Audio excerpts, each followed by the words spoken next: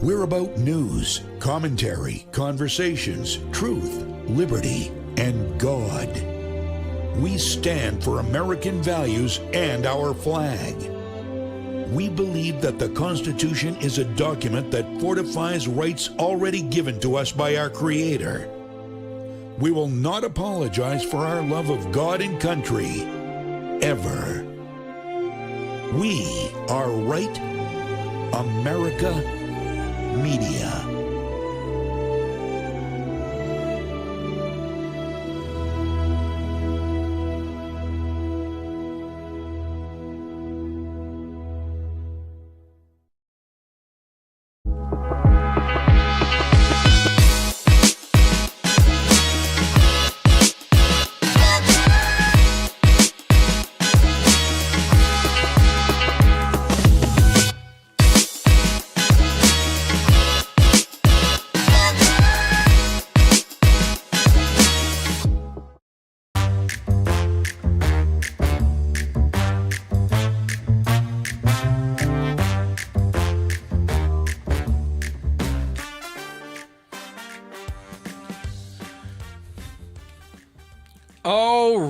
All right. Welcome back to the Blue Collar Intellectual Podcast. Tonight we have a fire episode.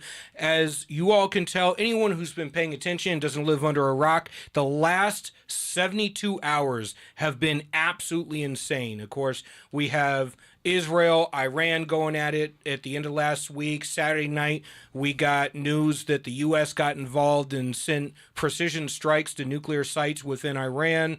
Trump called for a peace deal. All of it coming up soon. In studio with me right now, I have Andy from Citizens Doge to give us our weekly Doge report, because if you're not activated locally in your community, you are failing your republic. You are failing the republic. You are failing your family. You're failing your community. You're failing your state. You need to get active locally, and Andy and Citizens Doge is laying the blueprint here in New Hampshire on how to do it. Andy, how you doing this week? I'm doing great. Good to be here again, Julian. So, what do you got from Citizens Doge this week? So a little bit of a lighter week than some of the recent ones, but we start Wednesday of last week, June 18th. A group of us, including Mike and myself, and I think 4 of our fellows went out to WMUR studios in Manchester to hold signs for Citizens Doge's favorite Congresswoman, Maggie Goodlander. Those of you who are a little bit familiar with the shows that Julian and I have done recently know that we stood in front of UNH Law and protested Jake Sullivan at the UNH Law commencement last month. And this particular time, Maggie had a appearance at the Conversation with the Community event for WMUR. There's some of us there. We braved the rain.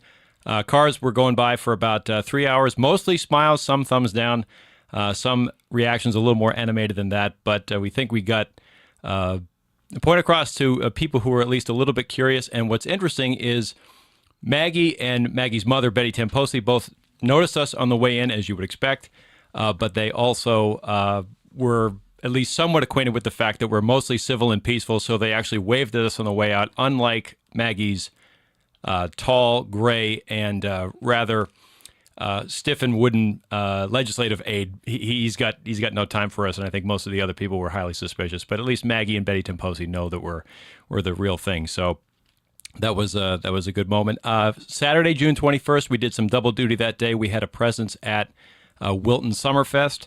I want to give a special shout out to Mike and Kelly Belanger. Mike and Kelly are our field coordinator and our events director, and they had a tent and a table with some merchandise set up there. I can't confirm exactly how many signups we got that day, but I imagine that we got a few. We also that day went out to Somersworth. You see the picture on the screen now, to canvass for Ken Hilton, who is running for the open state rep seat in Stratford County District 12. That election is today.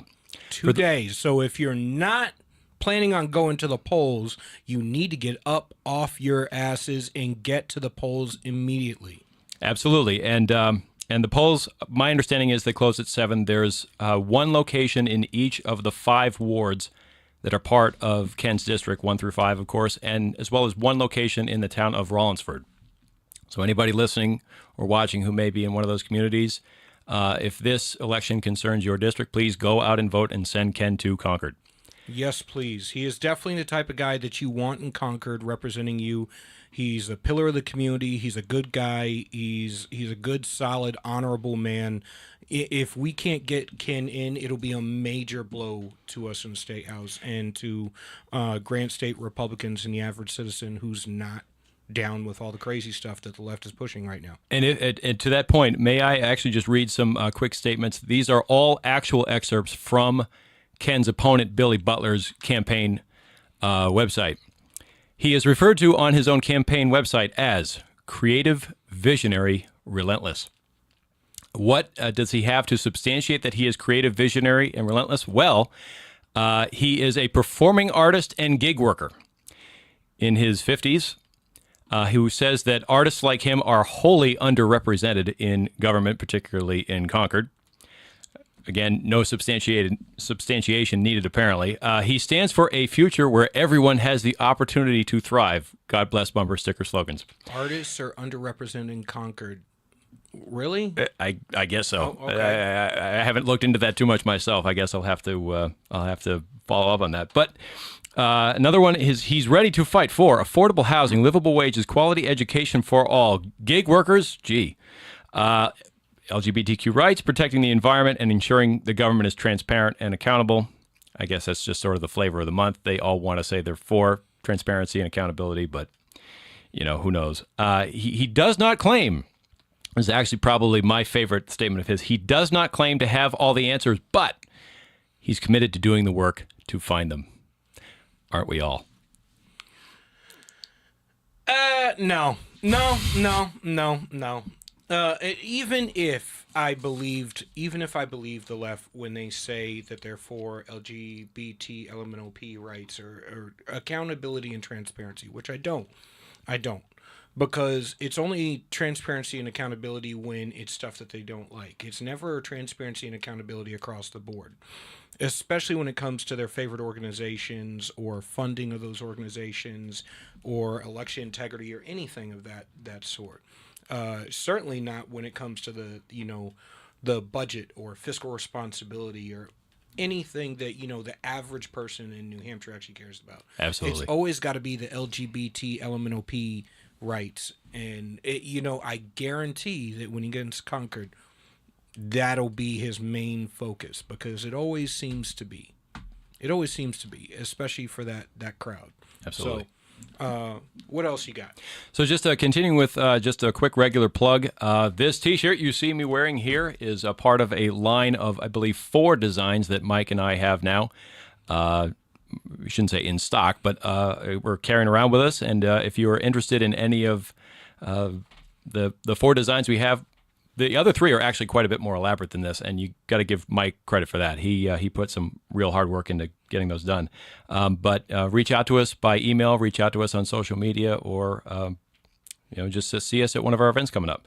And I also want to reiterate again, Town Captains is going to be our singular leadership program for town-by-town local leadership responsibility. We have, I should also mention, a plan coming up to have a Volunteers Night coming up in Wilton on the 18th of July. I'm not exactly sure what day of the week that is, but that's the plan to have our sort of annual or our monthly meeting in July. Instead of an action meeting, it's going to be a volunteer appreciation night, and we're going to have a lot of conversations as well as some food. But while we have the food, we'll have conversations about what kind of volunteer opportunities the town captain's role will kind of bring on. All right. One last reminder about upcoming events. The Lilac Luncheon is, of course, coming up on Saturday. Mike will be present there. I understand you will be there as well. Yep. I will not be, but we will have a presence that I believe is on the VIP list. The VIP session, I understand, begins at 11 a.m. So just for anyone attending, be mindful that I believe starts 90 minutes or so before the actual regular event. So just worth mentioning there. And a special call to action. This is the last unique item for this week. All residents of the town of Wilton. Wilton's gotten several mentions so far. I want to mention they have a town budget committee meeting tonight from 6:30 to 8:30 p.m. at the Town Hall on Main Street in Wilton. Our field director, Mike Belanger, will be there. He has already successfully taken $5,000 in suspicious line item spending out of their town budget just from going to meetings like this. We encourage people to go.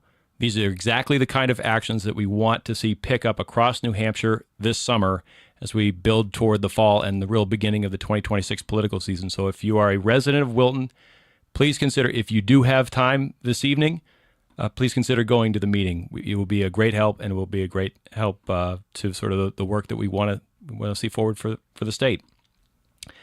Just want to plug one last time again to reach us with questions or news items. You can reach Citizens Doge at our website or email. It's pretty straightforward.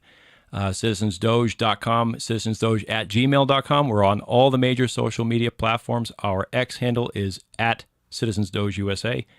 And of course, last but not least, want to thank you again, Julian, for being our sponsor emeritus. Hey, no problem. You know, I say it every single episode we do. Getting active locally is the most responsible thing you can do as a citizen. I understand that, you know, the Twitter machines in our hands make us all feel like national activists, but you don't have an effect at the national level outside of your vote in most cases, but you can have an effect in your local community. So everybody, please get active. Please get active. This is me telling you once again, get active in your local community, because you can't complain about your property taxes or the education system or your zoning or your police department or your fire department or anything else in your community if you're not active. If you're not active, you're not paying attention, and stuff is getting passed and you didn't know about it until it hits your wallet or it hits your property or it hits your kids. You know what? It's your fault. It's your fault. I'm unapologetic about it. So down to what we were just talking about, what you just brought up. It's the beginning of the federal election cycle. Chris Bright tonight, a buddy of mine, I ran his campaign in the last cycle. Chris Bright is, I'm not working on the campaign this cycle, but Chris Bright is doing his launch today at Stark Brewery at 6 p.m. Remarks start at 6:30. Make sure you get out there, you find out what he's about, because I think, and I could be very biased, but you know what? I'm gonna say it regardless. I think Chris Bright is the guy who's going to bring it home for CD1. And obviously we've heard, you know, rumors about there being other people who are going to hop in the race. I've heard Joe Kelly, Brian Cole, Holly Novaleski. You know what? If it's a crowded race, it's a crowded race. That's just par for the course for New Hampshire. I would prefer if we all don't do all the character assassinations and we can make it all the way to the general election and all rally behind whoever the winner is. And I would hope that would be Chris, because I think he's the guy who can actually take it home. He pairs up perfectly with the demographics in New Hampshire. He's got the charisma. He's got the ideas. He lands right on the issues. And I think he's going to run a very energetic campaign. And he's a no-nonsense type of guy. Like he doesn't lean into the conspiracy theory nonsense. He doesn't lean into the elemental alphabet nonsense, or he's not wishy-washy on anything that the average Granite Stater cares about. He's right on par with Granite Staters and where we stand on issues, and he represents that live free or die spirit, and as he says very, very often, service over self. Which is, that's what we're supposed to be doing, right? That we're supposed to be putting the country and our community and our state and everything over ourselves, and make sure that we're active and make sure that we're paying attention to the right things and we're dispersing the information, and that our voices are heard not just on the ballot, but in between election cycles. Because if you don't, you're going to wake up in 2 years when the election comes around. You're going to be like, how did we get here? So that's what I got for that. And for the Senate race, Scott Brown is still doing events, and he looks like he's going to poke his head out and launch a campaign soon, as well as Walter McFarland just did an interview with Adam Sexton at WMUR. So, and me and Adam Sexton, we get along great. So I have And I was actually very impressed with Walter McFarlane's interview with Adam. So very well spoken, very intelligent. He understands the issues, and he was a dark horse in the last election cycle. He sort of jumped in right at the end, literally like right on the last day. Him and Joe Kelly were like the two that came out of nowhere right in the filing period, the end of the filing period, and it was like, and we got two more candidates. Okay, let's do this. And both of them are good guys. I've gotten along with both of them great, and I've had great conversations with the two of them. So, and I know that Chris, Holly, and Joe Kelly and Brian Cole all know each other and get along. So I doubt that there's going to be any animosity or character assassination like we typically see in a GOP primary in New Hampshire. I mean, shit, nobody can snatch defeat from the jaws of victory the way we do, or character assassinate each other the way we do. Yeah. And that goes back to that whole, we've said it on previous podcasts, you know, Democrats will agree on 9 out of 10 things and get those 9 things done before they argue on the 10th, and will kill each other over the one thing we disagree on. And then when it comes time to get things done, we just can't get anything done. We're seeing a lot of that right now with the conversation about current events. Nobody agrees on anything, and things are getting very personal. Oh, no. Yeah. We were just talking before we came in here. I was in a space on X with Sonny Johnson. Again, Sonny Johnson, good person to listen to if you want Sirius XM Patriot Saturdays from 1 to 3. Sonny Johnson, and on X, she hosts the Thunderdome Spaces on Tuesday at 11. So we were just in space. We were talking foreign policy. We're talking about Israel, Iran, which is going to be the main topic of this episode tonight, or this afternoon. There's been so much that transpires in 24 hours, let alone the rest of the weekend. I mean, Friday night, we finished out the week with Candace Owens, the grifter that she is. People have always asked me, why don't you like Candace? And on Perfect Display, she was making the comment during this last week that service members who disagree with the war, she got asked a question by one of the people on her podcast about whether active duty service members who disagree with going to war for against Iran, supposedly for Israel, and apparently we have no reason to go to war with Iran. It's not like they're not the number one state sponsor of terrorism and haven't messed with the United States for the past 20 years. But hey, it is what it is. Yeah, she said that you should ignore orders and accept a dishonorable discharge, because why not, right? And I'm sitting here as somebody who served, I'm going, no. You don't tell active duty service members, when you stand on the yellow footprints and you put your hand in the air and you say the oath, you know damn well you could go to war. It's not the military is not a benefits package for you to go to college and get medical benefits and all this other stuff, and then you don't do the thing that you signed up to do. Not to mention a dishonorable discharge. I don't think people understand this. Before we get to our guest, I'm going to throw this out there. A dishonorable discharge is so grievous. If you look at the list of things that it takes to get a dishonorable discharge, 1, mutiny, sedition, AWOL during a time of war. Half of these things in the military, they get you a long time in the brig, and they can even get you a firing squad in some cases. The rest of the things, arson, rape, domestic, not even domestic violence, murder. Like, they're so grievous. I'm sitting there going, this is why I hate when civilians who have never served pontificate on the UCMJ in our rules. All right, so next up, we have our first guest for the day. We'll be back with you in 2 minutes.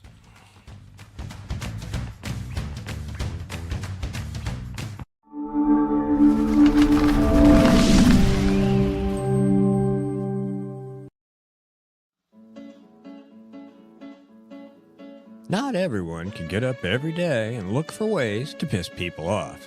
But here at GraniteRock.com, we do that almost every day. I can't tell you how many times someone's lost their SHIT and threatened to end us. But we're still here, pissing people off.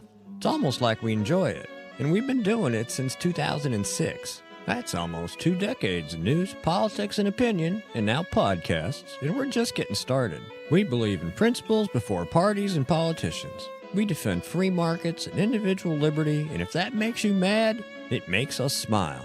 We're like Grandma after she stopped caring what other people thought.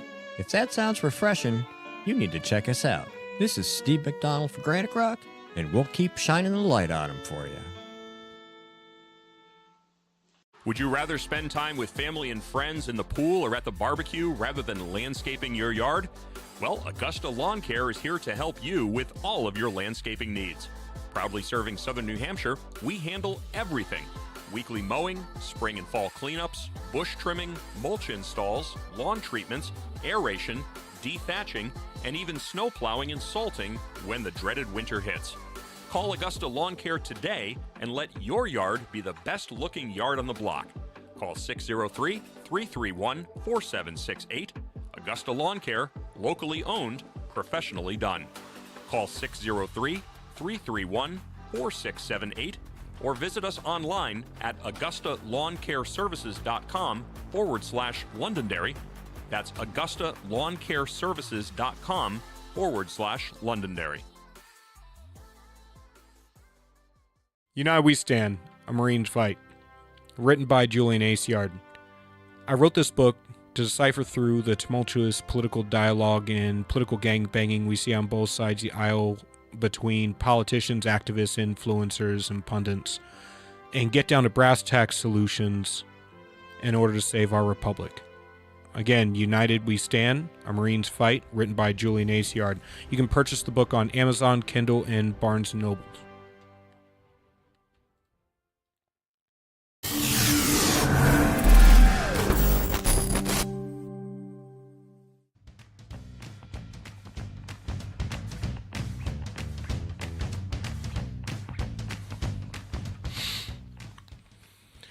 All right, we're back with the second segment of Blue Collar Intellectual Podcast. As we were just discussing, we had the Citizens Doge Report, and we are finishing off with lambasting Candace Owens for giving absolutely irresponsible advice, telling, service members, if you want to have a job or a life after serving in the military, do not get a dishonorable discharge. All right, there are rules for conscientious objectors, and you can go that route, but do not get yourself a dishonorable discharge, and do not abandon your duties in time of war or combat.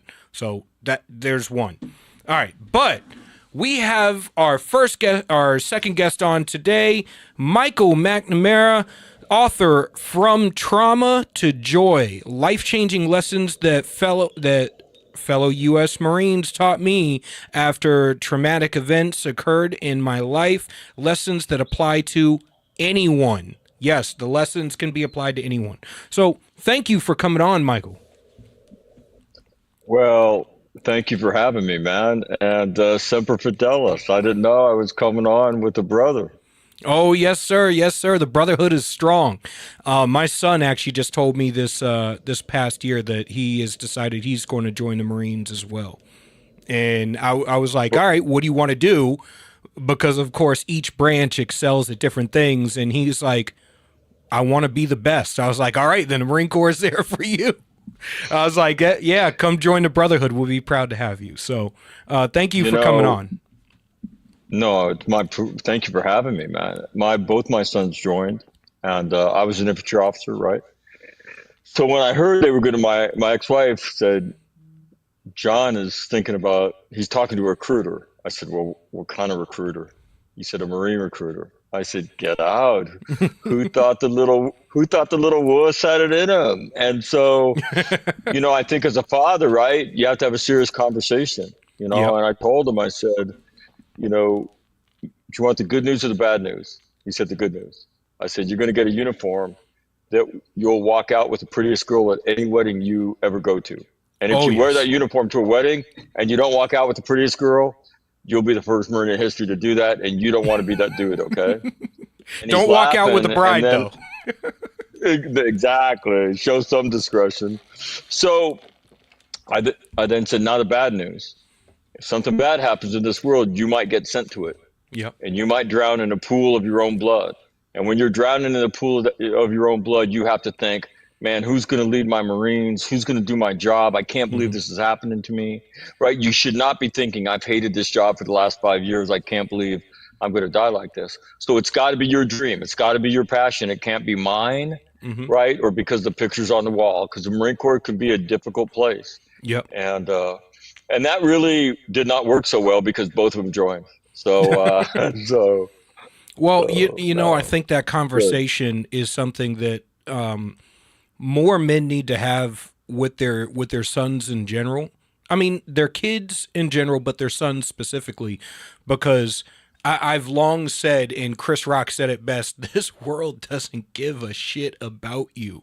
Outside these doors, nobody cares. So you have to make sure that you're on your P's and Q's and you understand what you're fighting for and what you stand for more than anybody else. And when it comes to the Marine Corps is good at giving you a level of structure and discipline and tools that you can use throughout your life, a brotherhood that is unparalleled.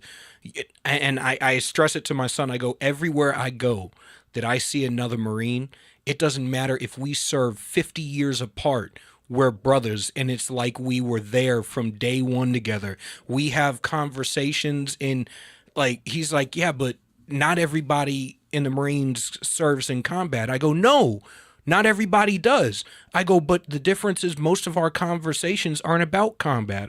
They're about boot camp or about training or funny stories about living on base or going out in town or the dumb shenanigans that we get into or the brotherhood that we have and stuff like that. And I was like, I'm like, it can't be understated the level of honor and integrity that wearing that uniform gives you, that level of desire to serve and put the country and everybody else on your shoulders and carry them, knowing that, when I went over to Iraq, I knew damn well there was a possibility I couldn't come back. My thoughts when I was over there was never, am I not going to go home? My thoughts were always, are my brothers going to go home? It was always, are we going to get out of this situation alive, and is everyone going to be safe? What can I do to make this mission successful? What can I do to make my Marine stronger? How can I contribute to be a better Marine?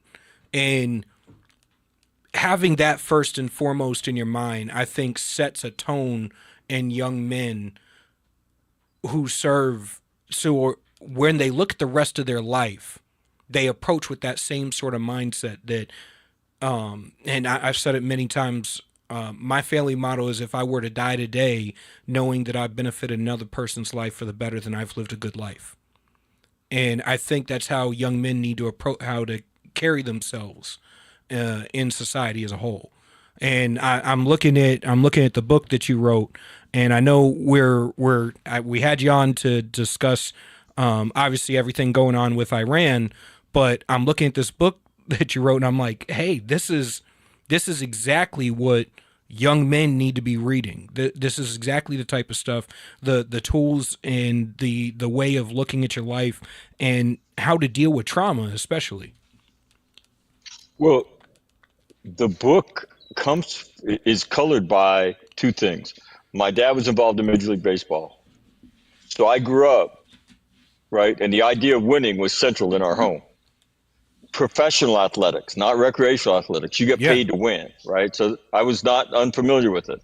Then you join the Marine Corps, and they take you to a different place, right? Oh, yeah. Like we win on places like Iwo Jima. We win at Khe Sanh. We win when we're surrounded by 100,000 Chinese and there's 35,000 of us. We win there too.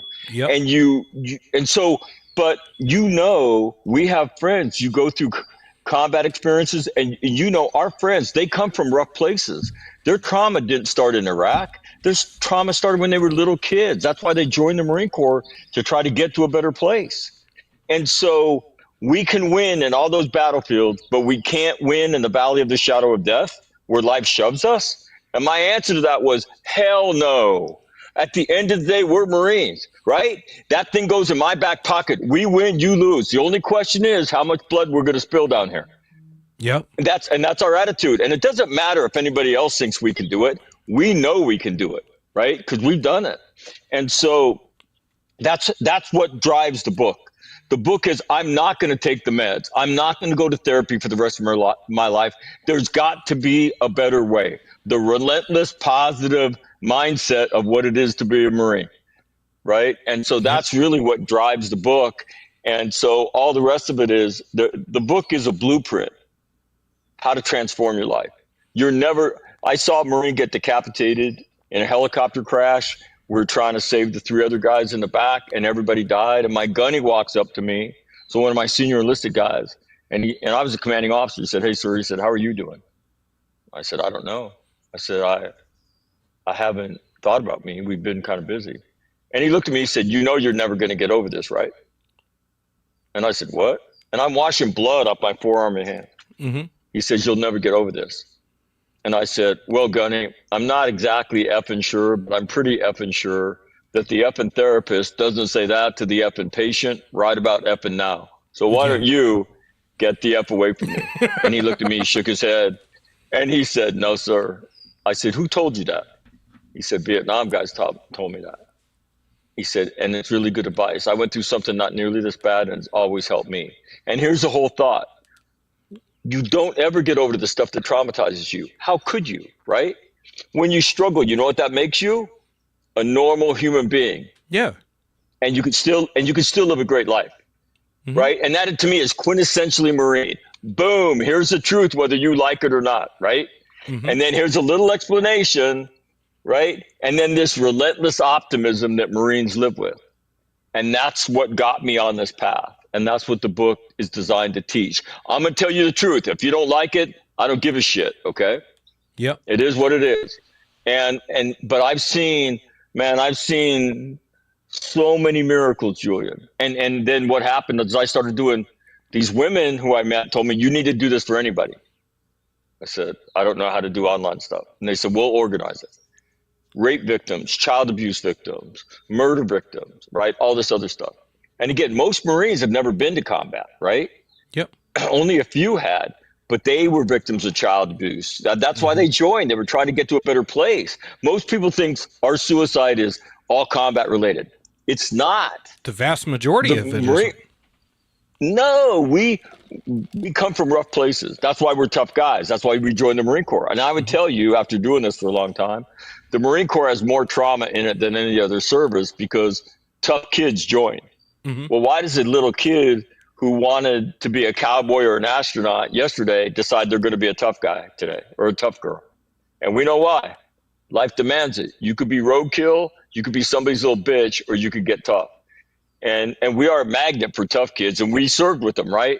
We're also a magnet for young people that weren't as tough as they wanted to be, and they look at the Marine Corps and they'll say, they'll teach me to be tough.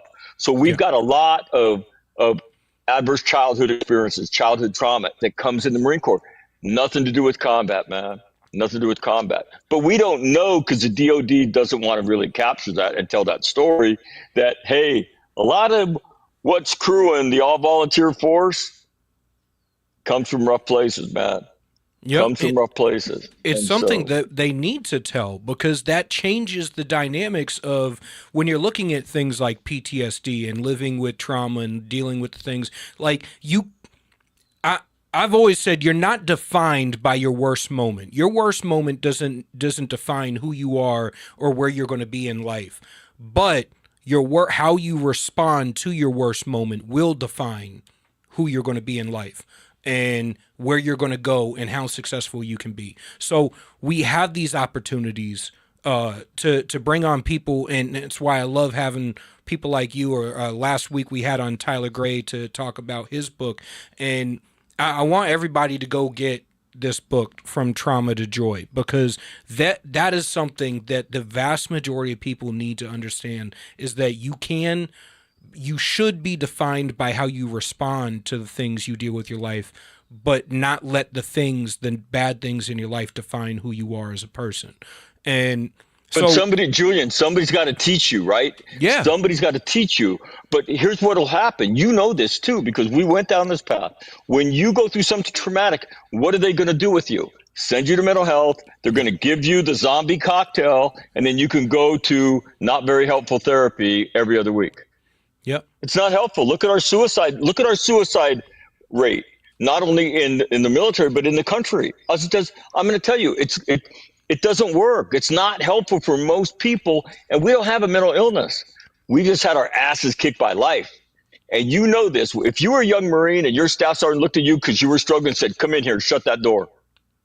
Sit down. Let me tell you about me before we talk about you. I was in 7 foster homes. I got assaulted, and I'm not going to say anything more about it, in 4 of them. You're not going to tell me shit that I haven't heard.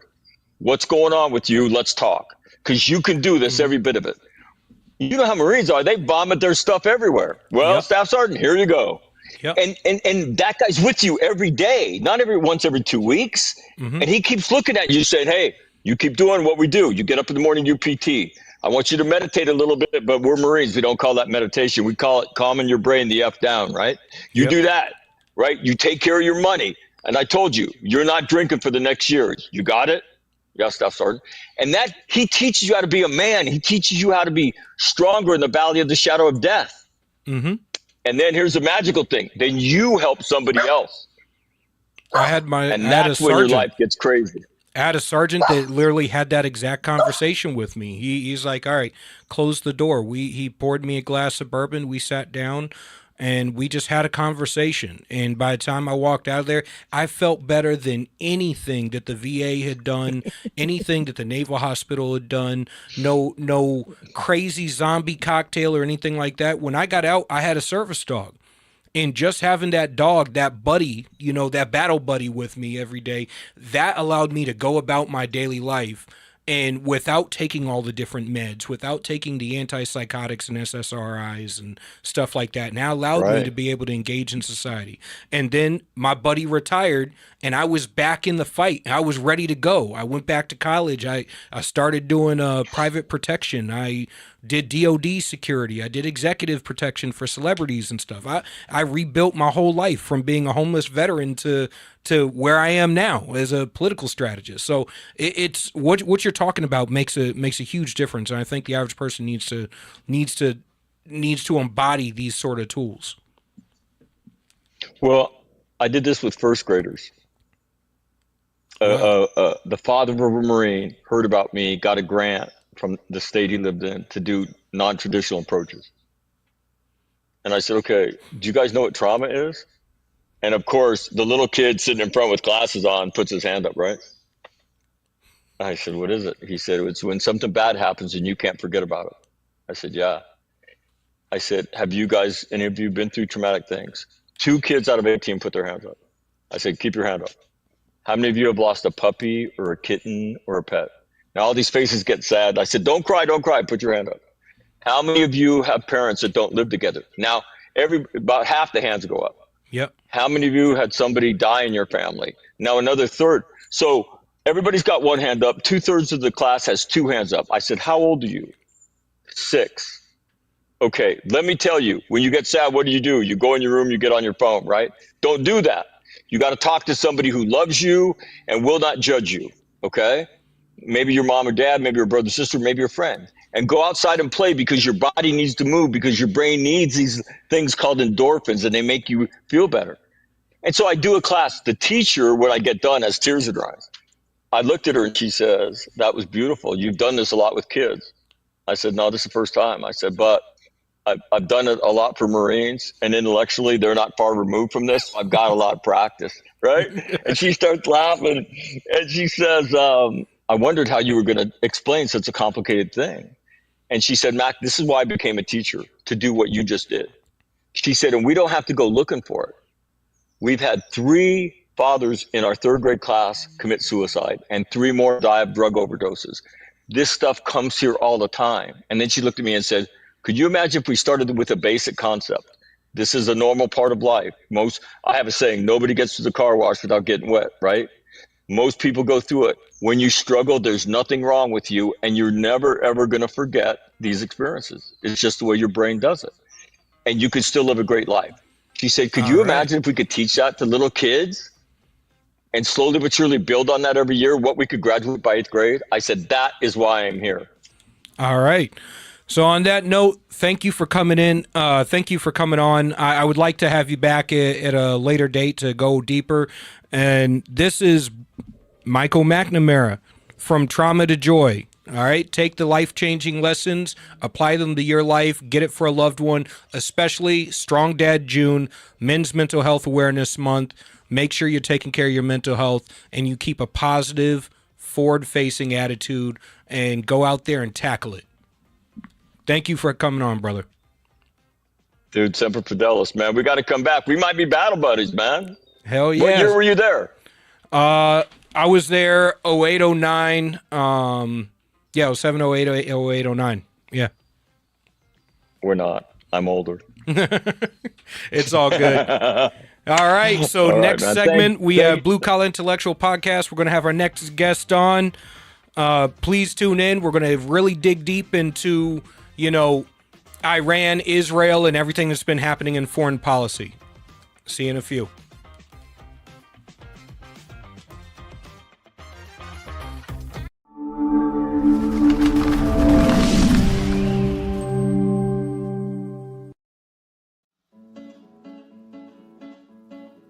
Not everyone can get up every day and look for ways to piss people off. But here at GraniteRock.com, we do that almost every day. I can't tell you how many times someone's lost their SHIT and threatened to end us. But we're still here, pissing people off. It's almost like we enjoy it. And we've been doing it since 2006. That's almost 2 decades of news, politics, and opinion, and now podcasts, and we're just getting started. We believe in principles before parties and politicians. We defend free markets and individual liberty, and if that makes you mad, it makes us smile. We're like Grandma after she stopped caring what other people thought. If that sounds refreshing, you need to check us out. This is Steve McDonald for Granite Rock, and we'll keep shining the light on them for you. Would you rather spend time with family and friends in the pool or at the barbecue rather than landscaping your yard? Well, Augusta Lawn Care is here to help you with all of your landscaping needs. Proudly serving Southern New Hampshire, we handle everything. Weekly mowing, spring and fall cleanups, bush trimming, mulch installs, lawn treatments, aeration, dethatching, and even snow plowing and salting when the dreaded winter hits. Call Augusta Lawn Care today and let your yard be the best looking yard on the block. Call 603-331-4768. Augusta Lawn Care, locally owned, professionally done. Call 603-331-4678 or visit us online at AugustaLawnCareServices.com/Londonderry. That's AugustaLawnCareServices.com/Londonderry. United We Stand, A Marine's Fight. Written by Julian Acciard. I wrote this book to decipher through the tumultuous political dialogue and political gangbanging we see on both sides of the aisle between politicians, activists, influencers, and pundits, and get down to brass tacks solutions in order to save our republic. Again, United We Stand, A Marine's Fight, written by Julian Acciard. You can purchase the book on Amazon, Kindle, and Barnes & Noble.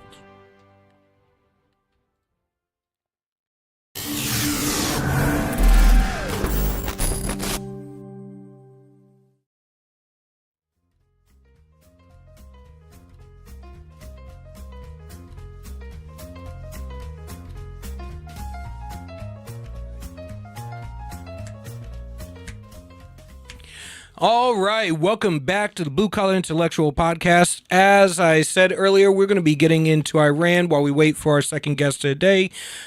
We have, it looks like we got her. All right, so up next, our guest is Dr. Gilda Carl, a spokesperson for the International Council of Men and Boys and author of Real Men Don't Go Woke. All right. How are we doing, Doctor? Thank you for coming on.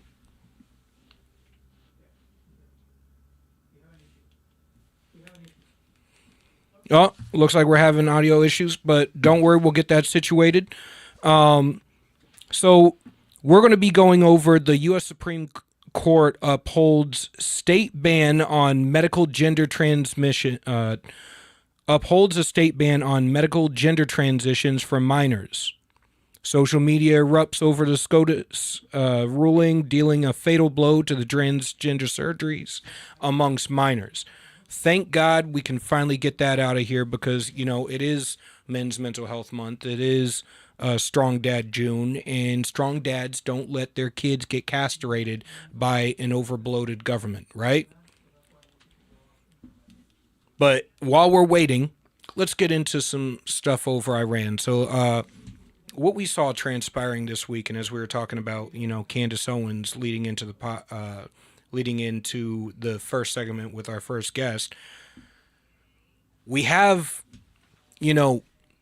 over the last 24 hours, we had first the Iran and Israel are going at it. Israel is launching precision strikes while Iran is trying to launch strikes on civilian populations. And I want people to take a look at that because using the intel that was available, Israel was taking out military positions and critical national infrastructure that had to deal with Iran's ability to, their launchers and stuff like that, while Iran was going after civilian populations and trying to demoralize Israel as a whole.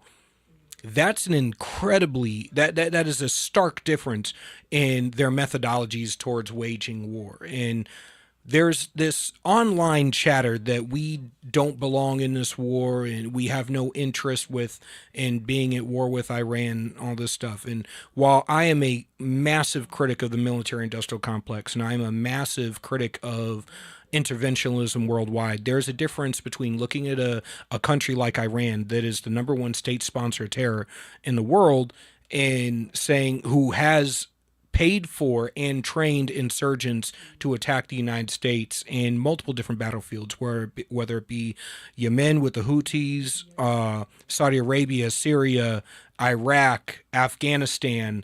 Now they're the number one funder of Hamas in Gaza. So it's not like we're talking about a bunch of choir boys that if we allowed them to have a nuclear weapon, they could be taken seriously on the world stage, and all they want is to be taken seriously. No, they don't. They want death to Israel. They want death to America. And I can't, maybe it's just me, but when somebody tells you who they are, I believe you should believe them. What's your take on it, Andy? 100%. I just remember when I was a student back during the time when Barack Obama was negotiating the Iran deal, and my outlook on what he did in that deal is totally different now that I'm in my late 30s than in my mid to late 20s.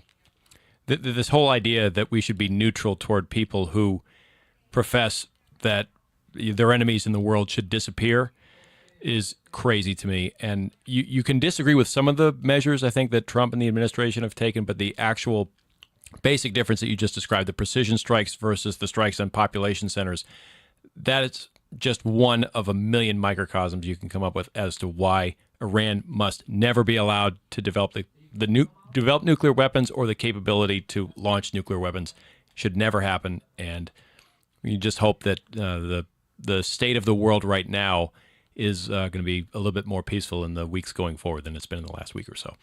I think one of the major issues with this that I think people are missing, and the Democrats are invoking the War Powers Act, and Thomas Massey has as well.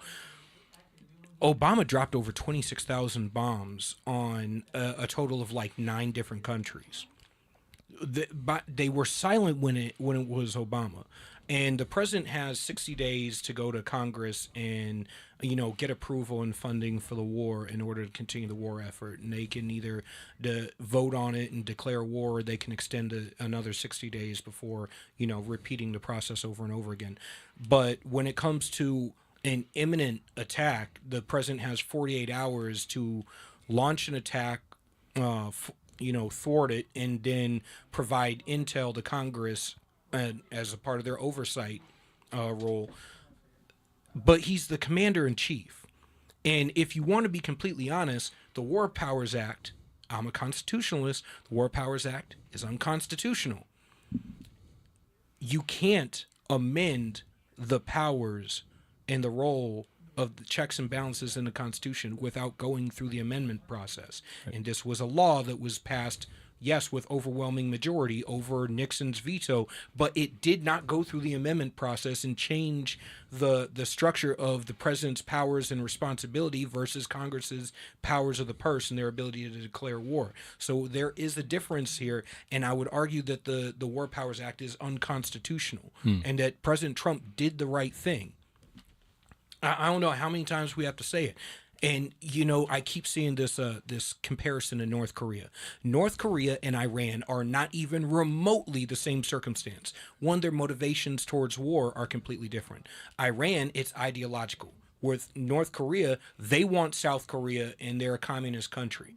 And while they've both been used as proxies by China and Russia at any given point in time, the reality is that Iran in and of itself is its own threat, as we've already previously noted, that they're constantly funding terrorism throughout the world, the number one state sponsor of terror. So I don't know how in our global war on terror, Iran is supposed to no longer be a focus. Which is exactly why the state sponsor of terror designation is so important, and the countries that are at the top of that list are, you know, it's a non-starter for them to get nuclear weapons and other weapons of mass destruction, right? Oh, 100%. And, you know, we have multiple clips that have come out over the past week, right? Or I want to say just over this weekend. We have Donald Trump.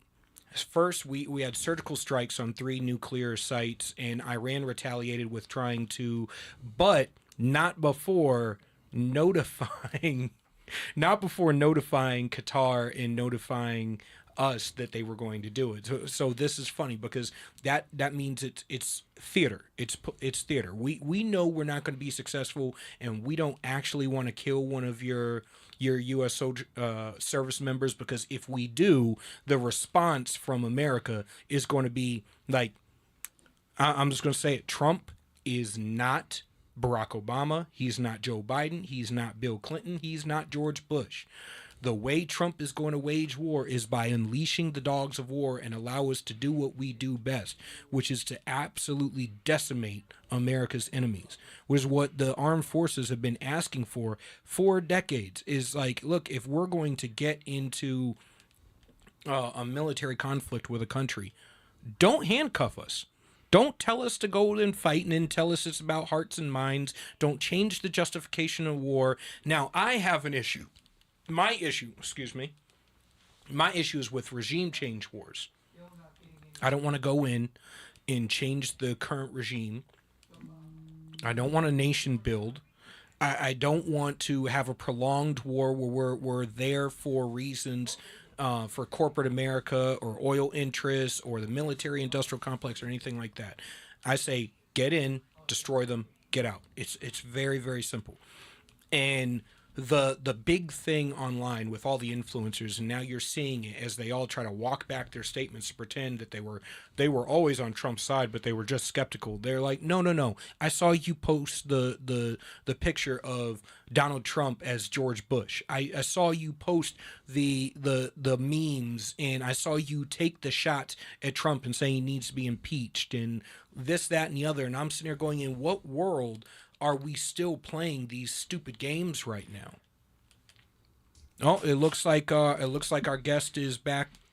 As long as we have audio. All right. Let me Yes, I can hear you loud and clear. Again, this is our guest, Dr. Gilda Carl, the spokesperson for the International Council of Men and Boys and author of Real Men Don't Go Woke. How you doing, Doctor? And thank you for coming on.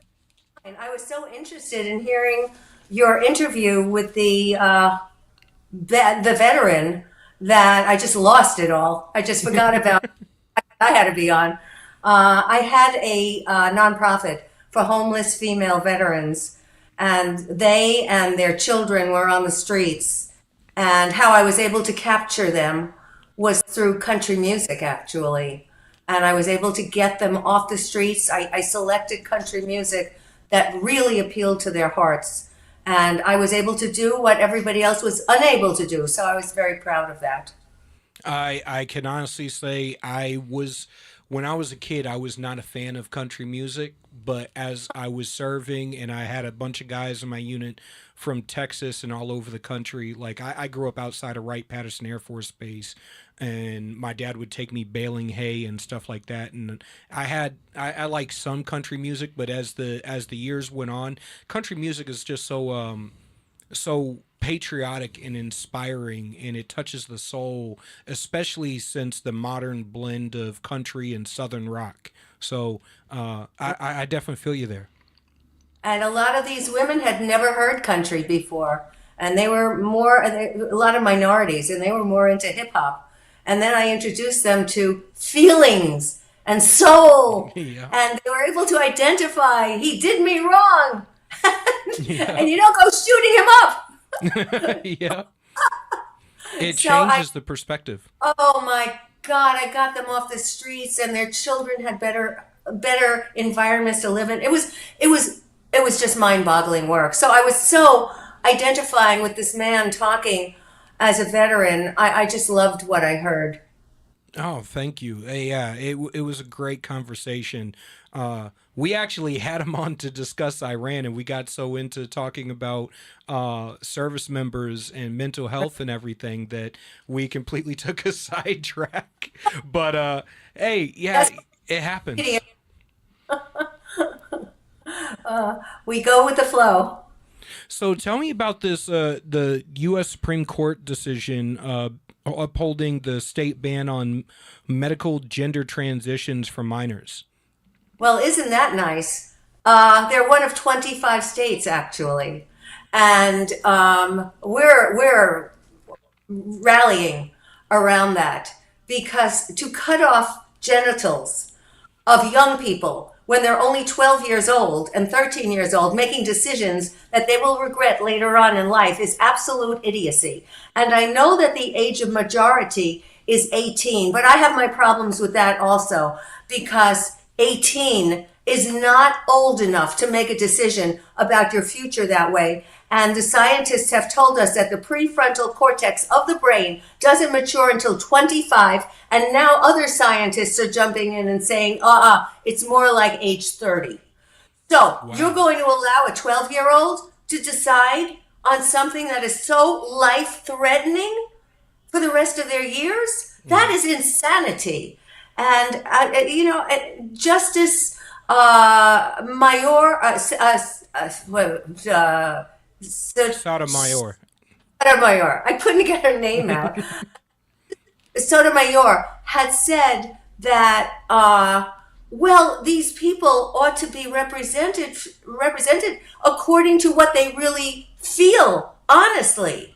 Well, I'm sorry, a 12-year-old and a 13-year-old should not be asked what they feel at that point, because their feelings are going to change when they mature. And many who have matured came out and said, I blame my parents for allowing this. So if that's the case, I blame the parents for befriending their children rather than being friendly towards. I mean, we have so many layers of bad actors involved in this. It's just so upsetting. These kids should not be able to choose these decisions. One young woman said that she was finally able to grow up and mature, and she had children, but she had already had a double mastectomy. And she felt so horrible that she was unable to breastfeed her children.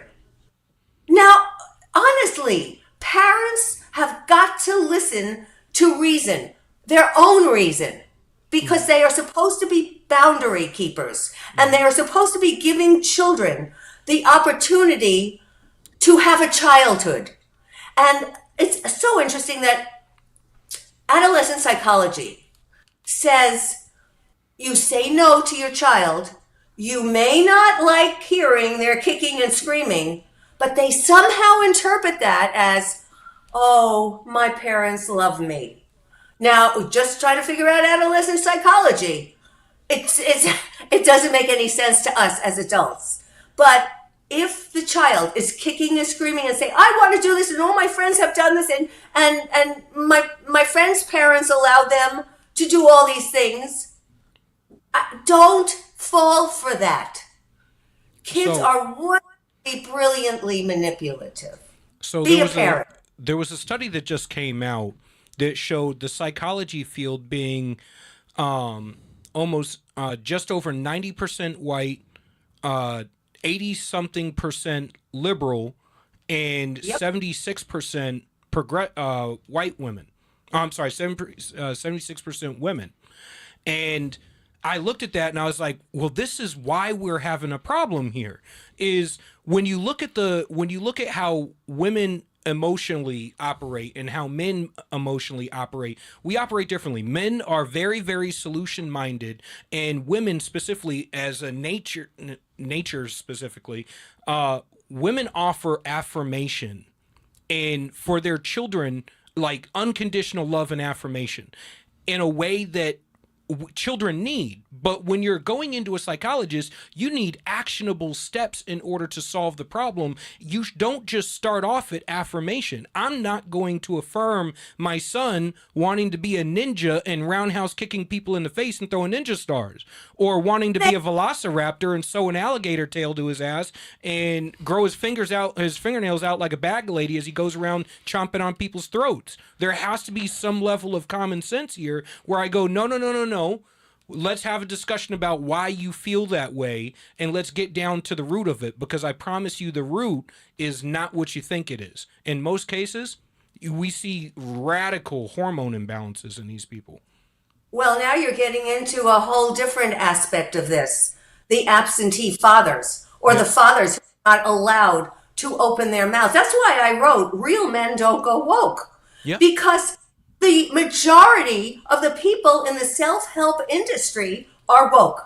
Mm-hmm. They think that kids want this, you give them what they want and let them have their way, and I'm being so kind to my child. No, you're not. You're damaging them. Later in life, they will find that out, and they will be holding this against you. This young woman who can't breastfeed anymore blames her parents. Now, she would not have said that when she was 12 or 13. No. She wants what she wants, and she's going to go fighting for that. Yep. But the reality is that saying no is the most beautiful love that you can give to your child. They may not appreciate then and there what the ramifications of that are, but they will appreciate it later on down the road. And they will thank you for it. But you're going to have to put your thanks on hold for a while. Mm-hmm. And that's the responsibility of being a good parent. I've always said women have this important role in society of being the only people who ever affirm your children at their core. That unconditional love. But a father's job is to turn their child around and face them towards the world and ready them for what's out there. And to be the person who says no. And to be the person who says, let's second guess that. Or here's the other data. Here's the other facts. Or here's the other things we need to take into account. Like there was a psychologist, I think he's an endocrinologist. He deals with hormones. And this doctor came out and said, he started working with a psychologist, and when he was working with this psychologist dealing with transgender patients, specifically teenagers, what he found out was that the men they had such low testosterone that they were on par with female testosterone levels, and they are dealing with massive hormonal imbalances, and that the first thing that they needed to do was get these men back to their homeostasis, back to their baseline of what their testosterone should be at, not what the average is. And from that point on, while they're going through therapy, and then if you still feel that way, then we can have a discussion about you doing whatever you're going to do when you're 18.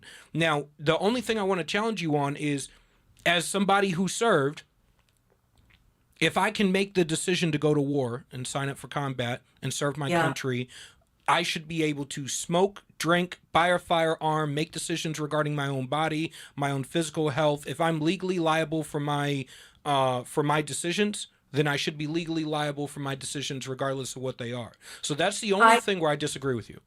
No, I don't disagree with that. Okay. I disagree with the fact that the courts have said 18 because of the maturity of the prefrontal cortex of the brain. Okay. I think somebody's got to look at the science. You want to do anything you want to do with your body.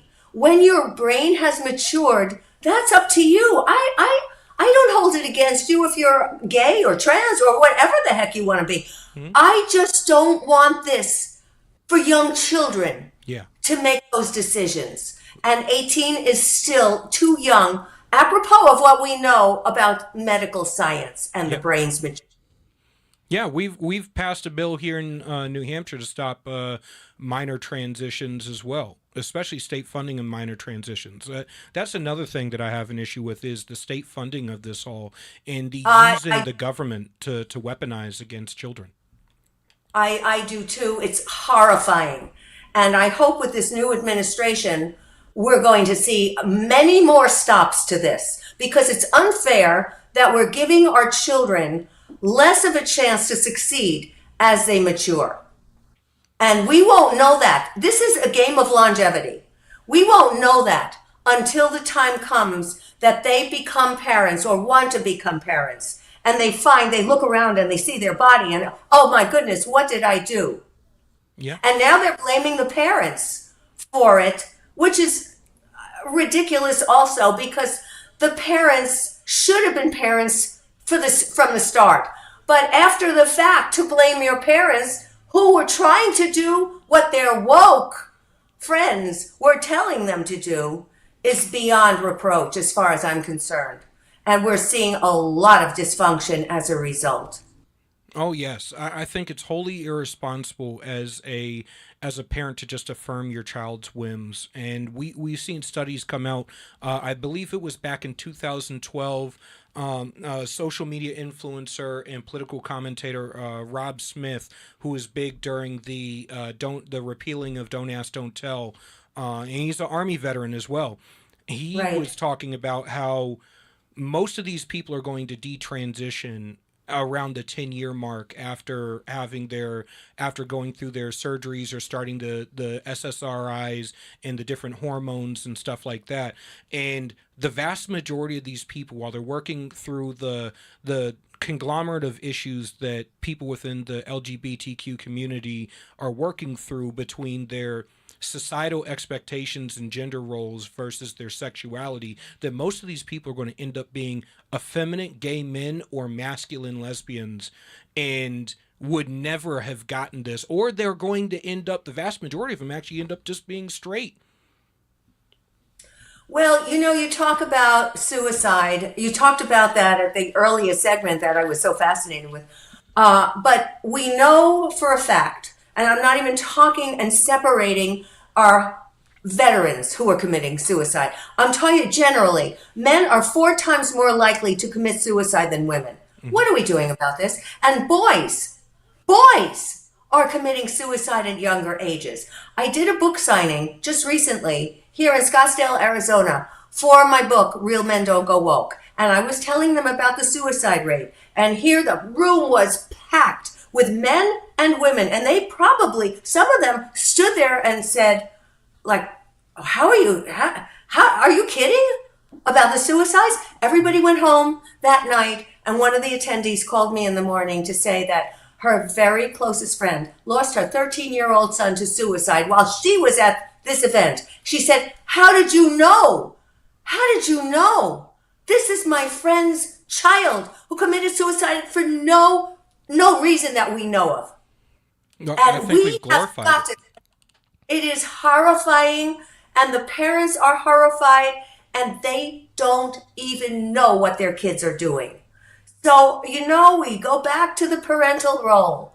You have to have boundaries. You have to have insight into what your kids are doing. You have to be a pain in the ass to your kids sometimes and say, I want to see who you're on the phone with. I want to see where you're going. I want to call that kid's parent.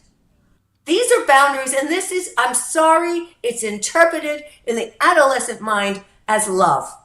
And you're not going to know it until that child grows up and says, thanks, Mom. Thanks, Dad. Relating to that previous segment and to the title of your book, Real Men Don't Go Woke, what I see as the problem is there's a tendency to say, I have depression or I have anxiety. I go, no, no, no, no, no. You don't have depression. You don't have anxiety. You are anxious and don't know how to deal with it because nobody gave you proper coping strategies on how to go through daily life. Or you are currently depressed because nobody told you how to deal with life when you're in those depressed moments. You don't have consistent depression. You don't have constant anxiety. You just don't have the coping mechanisms in order to deal with the stressors of life. And do you approach that in your book? I sure do.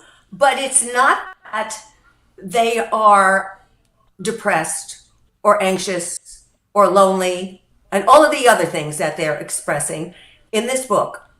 I talk about the fact that they won't talk about it, especially men. They will not share this. They will not discuss it with their buddies because then they will be looked upon as wusses. They're going to be looked upon as less than. They are going to be looked upon as soft. That's the word. You're called soft. Will Smith went ahead and slapped Chris Rock. Chris Rock, yep. Why? Because he had all these emotions gurgling inside him with never an outlet to express them. I take the reader through his whole, and he's brilliant, he's a brilliant actor, through his whole development. And then all of a sudden, like a warm bottle of champagne that is suddenly shaken and the cork pops. That's what happened to him. He didn't even know he had such rage in him. But men are taught in our culture to suppress their emotions. Don't tell anybody. And because of that, they are left with, later on, picking up a term. Well, I'm so depressed. I'm so anxious. I'm so this. No, the truth is, in our culture, we allow you some emotion. Which is the emotion? Anger. Yep. And anger is only depression turned outward. What you're really feeling is depression that you have never been allowed to express. And I am advocating for men to demonstrate their vulnerability, to let everybody know they have feelings. They have feelings and fears. And when I am counseling men, I first ask, every therapist from the far left says, oh my, what are your problems? I don't do that. I say, what are your powers? Where are your powers? How can you derive those powers? We're not looking at problems. We're looking at the good inside you and letting that come out. All right. So I have I absolutely love this. I absolutely love this. Please tell everybody where they can find your book. I'll pick it up and show you. It's called Real Men Don't Go Woke. If you can see it on the screen. All right, if you can see it. It's on Amazon. It's on digital. It's on everything you could imagine. And it's really, one reviewer called it a love letter for men. It talks about men and what they have been going through. And I hold women also responsible for making it safer for men to discuss their true emotions. Because if we don't do it, who is going to? Thank you. I so appreciate you coming on. I absolutely love this, especially with it being Men's Mental Health Month and Strong Dad June. This is something that I've been harping on throughout the month because I just didn't hear anybody discussing it, and I'm glad you're able to come on. Again, everybody, this is Dr. Gilda Carl. She is the spokesperson for the International Council of Men and Boys and the author of Real Men Don't Go Woke. Go ahead and get that at Amazon and make sure to support her work and be active parents in your kids' lives. Do not let them go woke. Do turn them around, face them towards the world, and ready them for what's next, because we can't keep losing kids. We can't keep losing boys, and we can't keep letting our kids be abused by a bloated and corrupt governmental system or the corrupt institution of psychology. So thank you for coming on. I would like to have you on again coming soon so we go in a little bit deeper into the text and everything. I'd love that. I hope men out there, please love yourself. And the book will show you how. And it's okay. Thank you for coming on. Again, that's Dr. Gilda Carl. Thank you for joining us for this episode of the Blue Collar Intellectual Podcast. Again, follow us, Right America Media. You can Ram TV Live. You can go ahead and see all of the episodes. You can, go back and watch the episodes. We are in the Blue Collar Intellectual Podcast. I'm live on X, Facebook, Instagram, and iHeartMedia, Spotify, Apple Podcasts, Spreaker, and now officially Amazon Music, Amazon Podcast. So go ahead and tune in. The episode will be uploaded later tonight. We're going to have great fire conversations coming for you next week. God bless. Stay tuned. Blue Collar Intellectual Podcast out.